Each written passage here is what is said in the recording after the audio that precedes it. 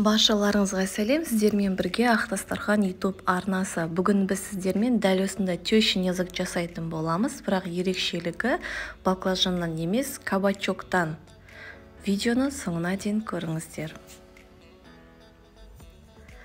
Ол үшін бізге әрине кабачок керек болады. Кабачокты қазақша кәді деп те атайды, бір жерде баялды деп те атайды. Дәл осы видеодағы заттар керек болады. Ең алдымен кәдімізді осылай дөңгелекше әрі жұқа етіп бөліктерге бөліп аламыз.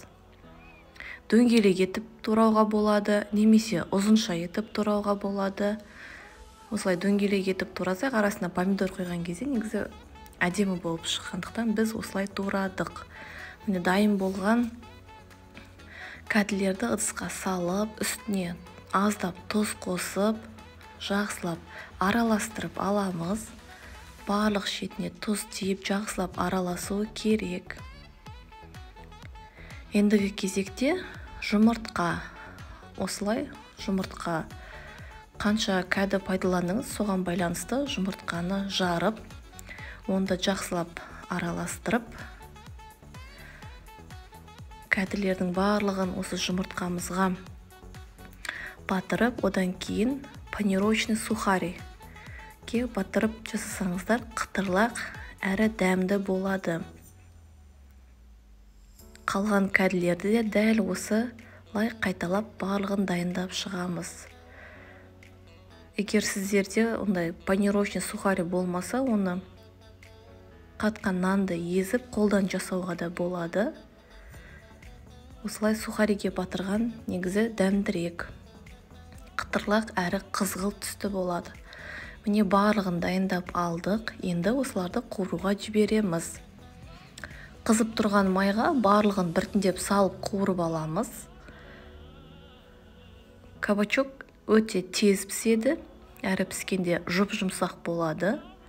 Сондықтан мұқият қуырып аламыз, қатты күйдіріп жіберудің қажет жоқ.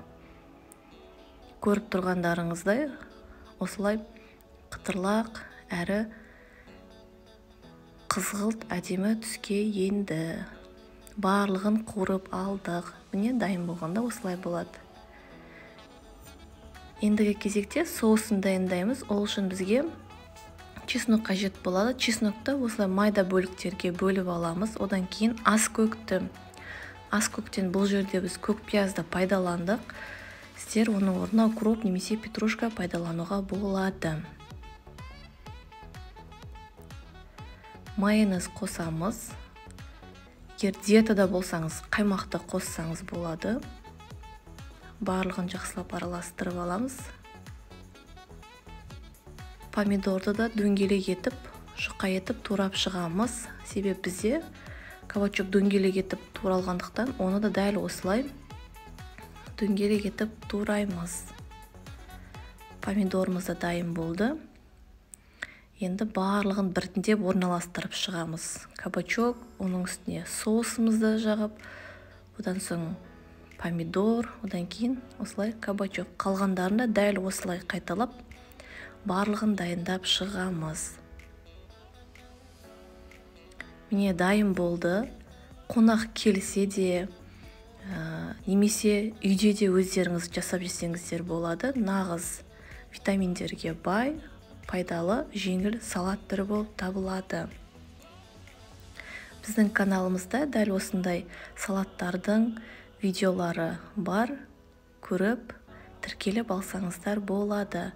Келесі видеоларда да біз сіздермен осындай таңғажайып рецепттермен бөлісетін боламыз. Ол үшін арнамыздан алыстамаңыздар. Ал ас болсын.